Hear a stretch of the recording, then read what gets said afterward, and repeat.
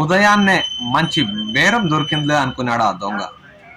ఇంటి ముందు ఉంచిన ద్విచక్ర వాహనాన్ని ఎలాగలా తన చేతి వాటం చూపించి స్టార్ట్ చేసుకున్నాడు. కాస్త దూరం వెళ్ళేసరికి అందులో పెట్రోల్ పూర్తిగా అయిపోయింది.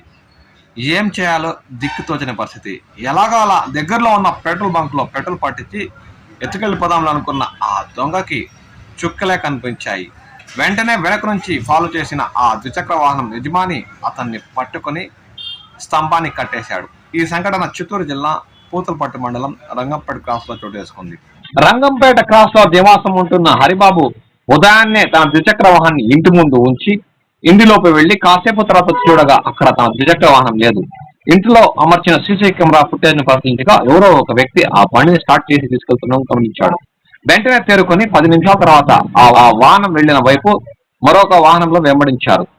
కాసంత దూరంలో ఒక అగాంతకుడు తన ద్విచక్ర వాహనాన్ని తోసుకుంటూ వెళ్లడం చూశాడు. వెంటనే తేరుకుని అతను పట్టుకుని స్తంభానికి కట్టేశాడు. అతను చోరీ చేసి ద్విచక్ర వాహనాన్ని తీసుకెళ్తున్నట్టు గమనించాడు. కాబట్టి మిత్రులారా, మనం మన వాహనాలు ఇళ్ల ముందర ఉంచినప్పుడు వాటికి తగు జాగ్రత్తలు తీసుకుని తాళాలు సరిగా వేసామో లేదో చూసుకోవాలి. లేదంటే క్షణాల్లో మాయం చేసే కేటుగాళ్లు మన ఇళ్ల ముందరే సంచరిస్తుంటారు. తస్మాత్ జాగ్రత్త.